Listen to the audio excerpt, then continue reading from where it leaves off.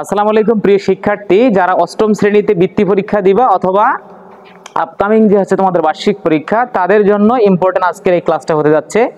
একদম 100% এই ম্যাথ কোয়ালিটির ভিতরে আমরা কিন্তু বার্ষিক পরীক্ষা এবং বৃত্তি পরীক্ষায় কমন পাবো। তাহলে আমরা দেরি না করে আমরা ম্যাথটা শুরু করি। যে এই যে টপিকগুলো আছে, এই টপিকগুলো যদি আমরা সলভ করতে পারি, মোটামুটি আমাদের পরীক্ষায় ভালো একটা রেজাল্ট করার সম্ভাবনা আছে। বিশেষ করে এই অধ্যায় থেকে আমরা যে ম্যাথগুলো আসবে অবশ্যই আমরা কিন্তু অ্যান্সার করতে পারবো। তা দেরি না করে আমরা শুরু করে যাচ্ছি আসলে কিভাবে সলভ করা যায় দেখি। প্রথমে 1 নম্বর ম্যাথটা আমরা সলভ করব। 1 নম্বরে দেয়া আছে গড়, মধ্যক, প্রচুরক। 2 নম্বরে দেখো শুধু মধ্যক দেওয়া আছে। একটা বিষয় তোমাদের মাথায় রাখতে হবে যে মধ্যক নির্ণয় করতে গেলে মধ্যক নির্ণয়ের সূত্র হলো দুইটা, একটা হলো জোড়ের ক্ষেত্রে আর একটা হলো বিজোড়ের ক্ষেত্রে। জোড়ের ক্ষেত্রে কিভাবে করবা, বিজোড়ের ক্ষেত্রে কিভাবে করবা, আমি একসাথে এখানে দুইটা অঙ্ক তোমাকে সলভ করে দেখাচ্ছি। তাহলে প্রথমে আমরা একের যদি আমরা সমাধানটা নেই, 1 নম্বর ম্যাথে দেয়া আছে 3, 9, 5, 6, 7, 5, 8, 8। এখান থেকে গড়, মধ্যক, প্রচুরক আমরা সলভ করব। তাহলে প্রথমে আমরা গড়টা সলভ করি। গড়ের সূত্রটা তোমাদের অবশ্যই মাথায় রাখতে হবে, উপাত্তের সমষ্টি ভাগ উপাত্তের সংখ্যা। উপাত্তের সংখ্যা, তাহলে সমষ্টি মানে অবশ্যই শিক্ষার্থী বন্ধুরা, সমষ্টি মানে আমরা জানি যোগ। তাহলে এখানে যদি আমরা যোগ করি, ঠিক আছে, তাহলে যোগ করলে আসতেছে কত দেখি, 3 আর হচ্ছে 9 হলো 12, 5 হচ্ছে তোমার 17, 20, 23, 30, 30 হচ্ছে 35, 40, 43, 43 আর 8 হলো 51। তাহলে মোটামুটি আমরা উপাত্তের সমষ্টি পাইলাম 51। এবং দেখো শিক্ষার্থী বন্ধুরা, উপাত্তের সংখ্যা আছে 1, 2, 3, 4, 5, 6, 7, 8টা। তাহলে উপাত্তের সংখ্যা হলো 8। তাহলে 51কে যদি আমরা 8 দ্বারা ভাগ করি, 8 দ্বারা ভাগ করি, তাহলে অ্যান্সার আসছে 6.37। 6.37 হলো এর অ্যান্সার। তাহলে আমরা গড়ের যে টপিকটা, গড় আমরা এভাবে করব। তাহলে প্রথমে আমরা উপাত্তগুলোকে যোগ করব। তাহলে 3 যোগ 9 যোগ, তারপরে দেয়া আছে 5 যোগ 6 যোগ, তারপরে হলো 7 যোগ 5 যোগ 8 যোগ 8। তাহলে টোটালি ফলাফল আসতেছে 51। এটাকে আমাদের উপাত্তের সংখ্যা আছে শিক্ষার্থী বন্ধুরা, দেখো 8টা আছে, এটাকে 8 দ্বারা আমরা ভাগ করব। তাহলে ভাগ 8। তাহলে আমাদের অ্যান্সার আছে 6.37। গুড। তাহলে এর পরের ম্যাথটুকু আমরা দেখি যে গড়ের পরে কোন প্রশ্নটা সলভ করতে বলছে, মধ্যক। তাহলে এখানে একটা জিনিস তোমাকে মাথায় রাখতে হবে যে মধ্যক করার সময় উপাত্তগুলোকে সাজাতে হবে। আমাদের এই কাজটা আগে করব এখান থেকে। তাহলে দ্বিতীয়ত আমরা শিখবো হলো মধ্যক। তাহলে মধ্যকে উপাত্তগুলো আগে সাজাবা, উপাত্তগুলো সাজাই। আচ্ছা, তাহলে সাজানোর সিস্টেম কি, ছোট থেকে বড়। তাহলে প্রথমে তুমি 3 একবার নাও, 3, 5, 6, 7, তারপরে হলো 8, 8, 9। তাহলে মোটামুটি 4। তাহলে আমাদের একটা শর্ট 5, তাহলে হবে 2 বার। তাহলে দেখো মধ্যক বের করার যে উপাত্তগুলো আছে এগুলো আমরা সাজাইলাম। সাজানোর পর কাজ কি, এখন এই উপাত্ত কয়টা আছে এটা একটু লিখবা। তাহলে উপাত্তের সংখ্যা হলো n = 8। দেখো শিক্ষার্থী বন্ধুরা, মধ্যক নির্ণয় করতে দুইটা সূত্র, একটা জোড়ের আর একটা বিজোড়ের। যদি দেখো n এর মানটা জোড় হয় তাহলে জোড়ের সূত্র ফেলাবা। জোড়ের সূত্র কি, মধ্যক সমান সমান দেখি। তাহলে জোড় ইকুয়ালের সূত্র লেখা যায় n/2 প্লাস 1তম পদের যোগফল বা সমষ্টি ভাগ 2। তাহলে কি করবা, n কে 2 দ্বারা ভাগ করবা। তাহলে n এর মান দেখো 8 আছে, 8 কে 2 দ্বারা ভাগ, আবার n এর মান 8 কে 2 দ্বারা ভাগ প্লাস 1তম পদের সমষ্টি ভাগ দেয়া আছে 2। তাহলে আমরা যদি এটাকে ক্যালকুলেশন করি, আমি অবশ্যই জানি যে তোমাদের প্রথমটা তোলা হবে, অবশ্যই তোমরা আগে এটা তুলে নিবা ভিডিওটা পজ করে। তাহলে এখানে দেখো হচ্ছে 8 আর 8 কে যদি আমরা 2 দ্বারা ভাগ করি 4, আবার দেখো ও 8 কে আবার 2 দিয়ে ভাগ করলে 4 আর 7 হলো 1। তাহলে 5তম পদের যোগফল বা সমষ্টি বলতে পারো, সমষ্টি ভাগ হলো 2। দেখো তাহলে এটা লেখার পরে কি করবা, যে হচ্ছে এখানে 4 নাম্বার এবং 5 নাম্বার যে পদ আছে এই দুইটার যোগ করবা। তাহলে দেখো 4 নাম্বার পদ আছে হলো 6 আর 5 নম্বরে আছে হলো 7। তাহলে এখানে দুইটা আমরা এখন যোগ করে দেই। তাহলে 6 যোগ 7 ভাগ 2, তাহলে 13 ভাগ 2 ইকুয়াল 6.5। তাহলে মোটামুটি আমরা মধ্যক শেষ করলাম। এর পরের ম্যাথ আমাদের কি দেয়া আছে দেখি। মধ্যকের পরে আমরা প্রচুরক সলভ করব। তাহলে প্রচুরকের এখানে যে মানগুলো দেওয়া আছে এখান থেকে আমরা প্রচুরক নিব। তাহলে 3 নম্বরে আমরা শিখবো হলো প্রচুরক। তাহলে প্রচুরকের বিষয়টা হচ্ছে কি, আমরা জানি যে উপাত্তটা বেশি বার থাকে, যে উপাত্ত বেশি বার থাকে, বেশি বার থাকে, এখানে 8 বেশি বার আছে, দেখবা 8 বেশি বার আছে। দেখো বন্ধুরা এখানে দেখো এই যে 8 আছে 2 বার, দেখিও এখানে 2 বার, 5 আছে 2 বার, ও দ্যাট ইজ এখানে যেহেতু 8 2 বার আছে, 5 2 বার আছে, তাহলে দুইটাই প্রচুরক আমরা লিখব। তাহলে এখানে 5 8 বেশি বার আছে, তাই 8 আছে 2 বার, 5 আছে 2 বার, তাহলে 8 5 বেশি বার আছে, তাই প্রচুরক হলো 5 8। প্রচুরক 5 ও 8। তাহলে এখানে দুইটা প্রচুরক হইল আমাদের, যেহেতু উপাত্ত সংখ্যা দুইটায় 2 বার করে আছে। কিন্তু এখান থেকে আরেকটা তো বলে নেই যে অনেক সময় যে উপাত্তটা বেশি বার থাকবে সেই উপাত্তটাই কিন্তু প্রচুরক হবে। অনেক সময় 8 থাকবে 3 বার, 5 থাকবে হচ্ছে 2 বার। সেক্ষেত্রে শিক্ষার্থী বন্ধুরা তোমরা যেটা বেশি হবে সেটা নিবা। এরপরের স্টেপে আসি আমরা। পরের ম্যাথটা কি বলছে দেখো, 2 নম্বর ম্যাথ। এখান থেকেও কিন্তু মধ্যক করতে বলছে। তাহলে মধ্যক করার জন্য আমরা কি করব, প্রথম কাজ আমরা শিখছি কিছুক্ষণ আগেই, যে মধ্যকের সময় উপাত্ত কি করতে হবে, সাজাতে হবে। তাহলে আমরা উপাত্তগুলো আগে সাজাই নেই। তাহলে উপাত্তগুলো সাজাই। তাহলে উপাত্তগুলোকে সাজাইতে হবে অবশ্যই ছোট থেকে বড় আকারে। তাহলে ছোট প্রথমে আছে আমাদের 3 5 6 7 9, উপাত্ত সাজাইছি। এখন দেখতেছি যে উপাত্তগুলো এখানে এবার জোর না, এবার বিজোড় আসতেছে। তো যেহেতু বিজোড়, এর আগের ম্যাথে ছিল কিন্তু 8 জোর ছিল, জোরের সূত্র, কিন্তু এখন আছে 5। তাহলে মধ্যক সমান সমান আমরা লিখতে পারি n+1/2 তম পদ। তার মানে এই মধ্যকের সূত্রটা কখন হবে, যদি উপাত্ত সংখ্যা আপনাদের বিজোড় হয়। তাহলে 5 1 6/2 তম পদ। তাহলে এই যে 6 কে যদি আমরা 2 দ্বারা ভাগ করি তাহলে কত পাইতেছি, এটা আমরা লিখে এর তম পদটা বাইর করলেই হচ্ছে আর কি। তাহলে এখন আমরা দেখি এই যে 6 কে যদি আমরা 2 দ্বারা ভাগ করি তাহলে পাইতেছি 3 তম পদ। তাহলে 3 তম পদ কে আছে সিরিয়ালি আমরা একটু খুঁজে নেই। এই যে এখানে দেখো 6 হলো 3 তম পদ, তাহলে অ্যান্সার হলো 6। তাহলে এই মধ্যকটা হবে বিজোড়ের ক্ষেত্রে। অবশ্যই শিক্ষার্থী বন্ধুরা আমরা বুঝছি যে বিষয়টা, যে কিভাবে সলভ করা যায়। দেখো এখানে আমরা অলরেডি 1 এবং 2 সলভ করলাম। এরপরে 3 নম্বর ম্যাথ নিয়ে আলোচনা করব। এই 3 নম্বর ম্যাথটা আমরা আলোচনা করতেছি তোমাদের একদম নিজেদের স্বার্থে। কেননা কারণ এই 3 নম্বর ম্যাথ কিন্তু হাত ছাড়ার কোনো অপশন নাই। এখান থেকে একদম 1000% আমরা বোর্ডে এবং হচ্ছে বিশেষ করে আছে তোমাদের বৃত্তি পরীক্ষা এবং বার্ষিক পরীক্ষা যে আপকামিং হচ্ছে, ওই পরীক্ষাতে আমি কিন্তু এই ম্যাথটা পাবো। এখান থেকে এই যে খ এবং গ, এই পুরো 8 মার্কের আপনি নিশ্চিত কম পেতেছেন। তাহলে হাতছাড়া করার কোনো প্রশ্নই ওঠে না, ভালো করে মনোযোগ সহকারে দেখতে হবে। তাহলে দেখেন কিভাবে এগুলো সলভ করা যায়। তাহলে প্রথমে আপনাদের এখানে দেয়া আছে ক নম্বরে যে ক্রমযোজিত গণসংখ্যা বাইর করো। তাহলে ক্রমযোজিত গণসংখ্যা বাইর করতে গেলে আমাদের প্রথমে হচ্ছে একটা কাজ করতে হবে, ঘরটাকে আমাদের 3টা ঘর আকারে প্রকাশ করতে হবে। তাহলে আমরা 3টা ঘর আকারে প্রকাশ করতেছি, মনোযোগ দিও।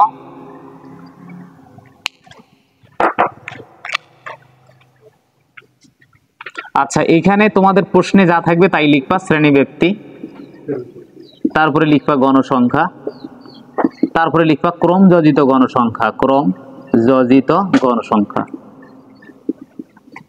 দেখো শিক্ষার্থী বন্ধুরা এটা কিন্তু তোমাদের 2 মার্কে ক নম্বরে দিবে, 2 মার্কের অ্যান্সার, অথবা সংক্ষিপ্ত প্রশ্ন আকারেও দিতে পারে, কারণ সংক্ষিপ্ত প্রশ্ন হিসেবে আসতে পারে। আমরা সেক্ষেত্রে পারবো। কিন্তু কিভাবে করব তাহলে আমরা দেখি এটা যোগের ফর্মুলাটা কিভাবে করতে হয়। প্রথমে আমাদের ছিল হলো 20 থেকে 29, তাহলে 20 থেকে 29, 30 থেকে 39, 40 টু 49, 50 টু 59, 60 থেকে 69, আর এখানে আছে 10 6, তারপরে দেয়া আছে তোমার হচ্ছে কি 18 এবং হলো 12 এবং হলো 8। তাহলে ক্রমযোজিত গণসংখ্যা বাইর করার জন্য কি করতে হবে, আমরা খুব কেয়ারফুলি এই বিষয়টা এখন দেখতে হবে যে এখানে যে প্রথমে গণসংখ্যাটা থাকবে ওই গণসংখ্যাটা হুবহু বসাতে হবে। গণসংখ্যার পরে পর্যায়ক্রমে এর সাথে এটা যোগ করতে হবে। তাহলে 10 আর 6 16, তাহলে এটা যোগ হইলো। আবার এটার সাথে এটা যোগ করতে হবে। তাহলে 8 6 14, 4 হাতে 1, তাহলে 2 3 34, 34 এর সাথে আবার 12 যোগ করতে হবে। তাহলে 6 46, এর সাথে আবার 8 যোগ করতে হবে। তাহলে আসতেছে হচ্ছে আমাদের 54।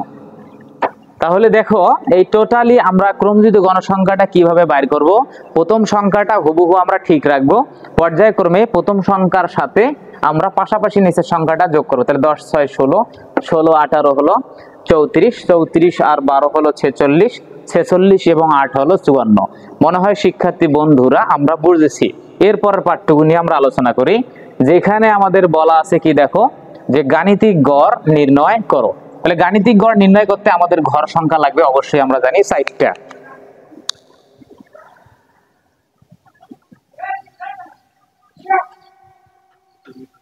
দেখো তাহলে গাণিতিক গড় আমরা এখন সলভ করব। তাহলে অঙ্ক এটা আমাদের ক তো শেষ হয়ে গেল, এখন আমরা খ নম্বরটা সলভ করার চেষ্টা করব। তাহলে খ নম্বরে ঘর সংখ্যা হবে 4টা, আমরা 4টা ঘর দিব। তাহলে টোটালি হলো 4টা ঘর আমরা দিতেছি।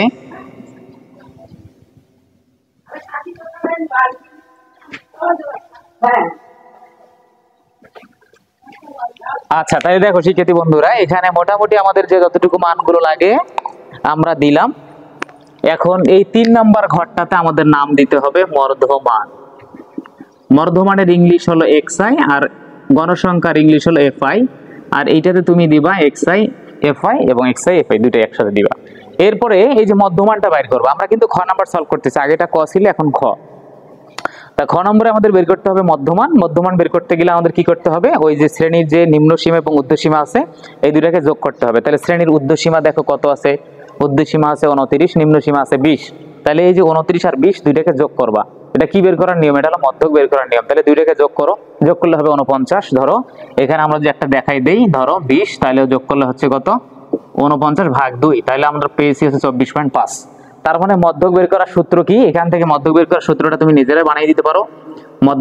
মধ্যমান বের করার সূত্র সেটা কি, উচ্চ প্লাস নিম্ন ভাগ 2, এটা হলো মধ্যমান নির্ণয়ের সূত্র। উচ্চ প্লাস নিম্ন ভাগ 2, এটাই মধ্যমান নির্ণয়ের সূত্র। তাহলে আমরা এই ফর্মুলাটাকে ব্যবহার করে এই মধ্যমানের সমস্ত আমরা কাজগুলো করে নিচ্ছি। 24.5, 34.5, 44.5, 54.5, 64.5। তাহলে মোটামুটি আমাদের যে হিসাবগুলো আমরা অলরেডি করে ফেললাম। এরপরে এন এর ব্যাপারটা, এন ইকুয়াল আমরা জানি যে 56 এর আগে আমরা পেয়েছিলাম 54 পেয়েছিলাম, এই 54। আচ্ছা তাহলে এখন fi xi এর ফাংশনটা, fi xi আমরা কিভাবে বাইর করব দেখি। তাহলে প্রথমে এখানে fi আছে আর xi, তাহলে fi এর ঘর এবং xi এর ঘর এই দুইটা তুমি গুণ করবা। কিভাবে ভালো করে বোঝো, এই যে লাল চিহ্ন যে ঘরগুলো, এই দুইটা ঘর পাশাপাশি গুণ করে করে তোমাকে এখানে লিখতে হবে। তাহলে প্রথমে আমরা লিখি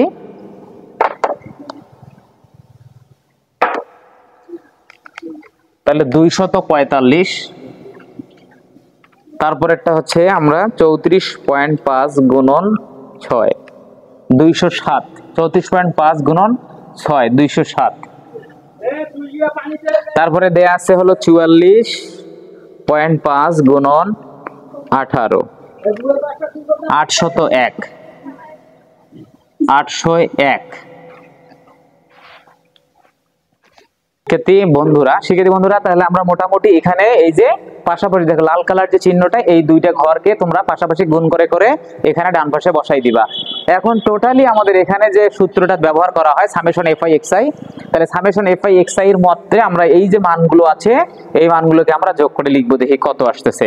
তাহলে প্রথমে 245 যোগ 207 যোগ, তারপরে দেওয়া আছে 801 যোগ 654 যোগ 516। তাহলে মোটামুটি আমাদের 2423 এর মান আমরা পেয়ে গেলাম। তাহলে দেখো 2423 হলো টোটাল ফলাফল, কিন্তু আমাদের 3 নম্বরের কি করতেছি, খ। 3-এর খ কি বলছে আমাদের এই পাশেও লক্ষ্য রাখতে হবে যে 3-এর ক ছিল ক্রমযোজিত, আমরা অলরেডি দেখাইছি। 3-এর খ এর মধ্যে আমরা আছি যে গাণিতিক গড় বাইর করো। তাহলে গাণিতিক গড়ের সূত্র হচ্ছে, তাহলে গাণিতিক গড় সামেশন fi xi ভাগ n। সামেশন fi এর মান পেলাম হচ্ছে 2423 এবং এটার মান পাইছি হলো 54। তাহলে এটাকে যদি আমরা ভাগ করি 2423 ভাগ 54, 44.87, 44.87। আচ্ছা, তাইলে আমরা মোটামুটি খ নাম্বার সলভ করলাম। এবার আমরা যে সবচেয়ে ইম্পর্টেন্ট যে ম্যাথটা, এটা নিয়ে আমরা আলোচনা করব, এটার মাধ্যমে আমরা আজকের ক্লাসটা শেষ করব। শিক্ষার্থী বন্ধুরা, আমরা দেরি না করে ওটা করতে চলে যাই যে আসলে মধ্যক আমাদের কি আয়তলেখ বের করতে কয়টা ঘর লাগে, এটা আমাদের একটু ক্যালকুলেশন করতে হবে। তাহলে আমরা এখানেই ম্যাথটা সলভ করব। তোমাদের যে খাতা আছে, তোমরা খাতায় নতুন করে আবার এই কাজগুলো করবা। গ নম্বর, এই আমাদের যে আয়তলেখ আট করব, এতে ঘর আবার 3টা সংখ্যা লাগবে। এটা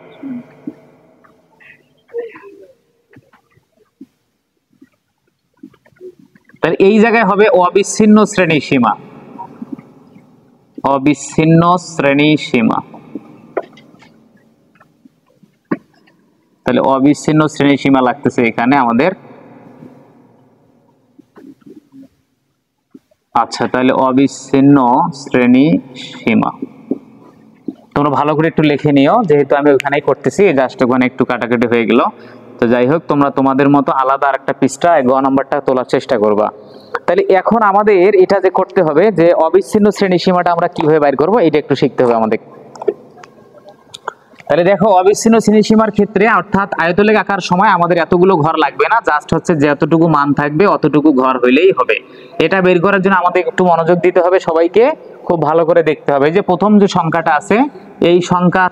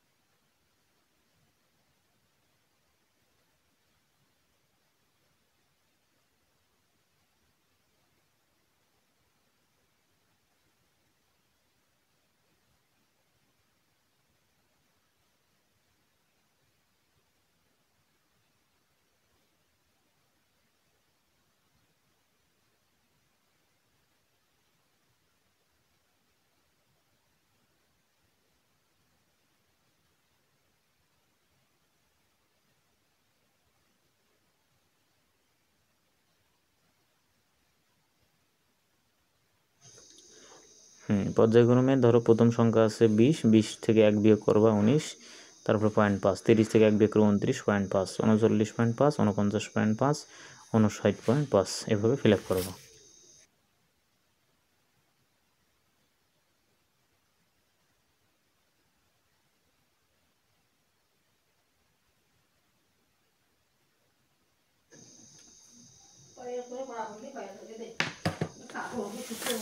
এরপরে তুমি কি করবা, যে গণসংখ্যাগুলো এবার ডান পাশের যে সংখ্যাটা আছে 19, 29, মানে 29, 39, 49, বড় ঊর্ধ্বসীমা যেটা আছে, ঊর্ধ্বসীমাটা লিখে 0.5 দিবা। That's enough. ঊর্ধ্বসীমা লিখে 0.5।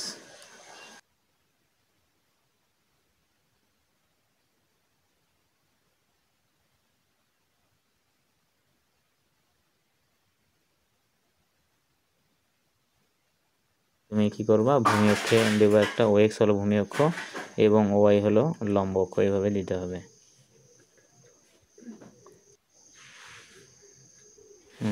ওয়াই দিলা, ওএক্স দিলা। এখন হচ্ছে ভূমি অক্ষে তোমাদের যে গ্রাফ পেপার আছে 5 বড় ঘর পরপর দেখবা, ওইরকম করে 5 বড় ঘর দাগ দিয়ে তুমি মানগুলো বসাবা। ভূমি অক্ষে দিবে অবিচ্ছিন্ন শ্রেণী সীমাটা, আর লম্ব অক্ষে দিবে গণসংখ্যা। তো গণসংখ্যা হাইয়েস্ট হচ্ছে 20 পর্যন্ত, যাবা হলো 18 পর্যন্ত, যাবা হলো 20 পর্যন্ত। আর ডান পাশে 19.5 থেকে শুরু করে একদম হচ্ছে নিচে যেটা 19.5 থেকে শুরু করে 69.5 পর্যন্ত যাবা।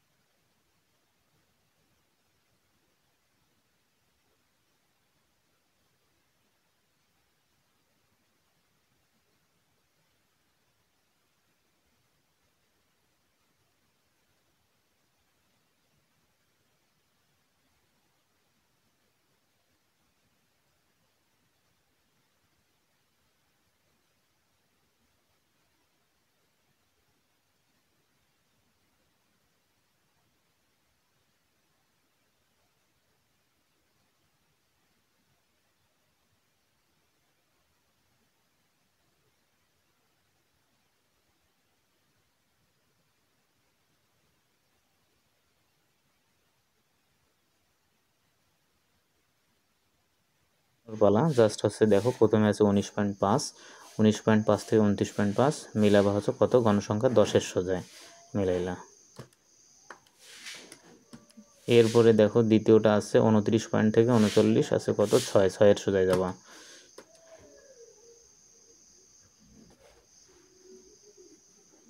তাহলে 6-এর সোজায় শেষ। এভাবে বাকিগুলো মিলাইলে হয়ে যাবে আর কি, একদম সবগুলো পর্যায়ক্রমে মিলে পরে এটাকে আজকে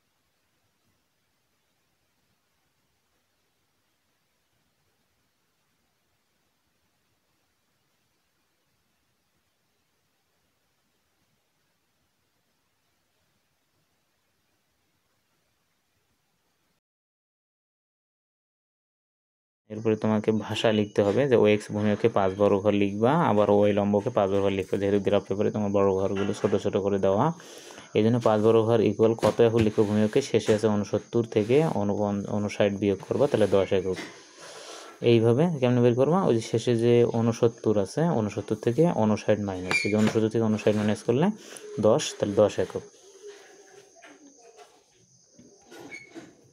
এইভাবে ও ওয়াই লম্বকে 5 বর্গঘর ঠিক লিখবা, কিন্তু সর্বসংখ্যা শেষের সংখ্যা হচ্ছে 20, 20 থেকে যদি তুমি 15 বাদ দাও তাহলে 5 একক। এভাবে তুমি বের করবা।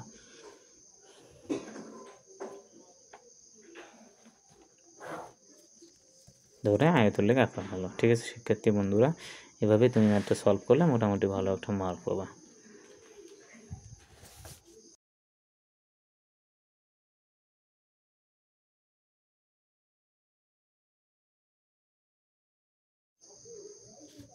ঠিক আছে, সেভাবে থাকবে, ভালো থাকো, সুস্থ থাকো। পরবর্তী ভিডিওটা পাওয়ার জন্য অবশ্যই চ্যানেলটা সাবস্ক্রাইব করে রাখো। অবশ্যই বৃত্তি পরীক্ষার জন্য এই ম্যাথগুলো খুবই ইম্পর্টেন্ট। অবশ্যই পরবর্তী ভিডিওটা পাওয়ার জন্য সাথে থাকার চেষ্টা করিও এবং বন্ধু বান্ধবকে শেয়ার করে দিও।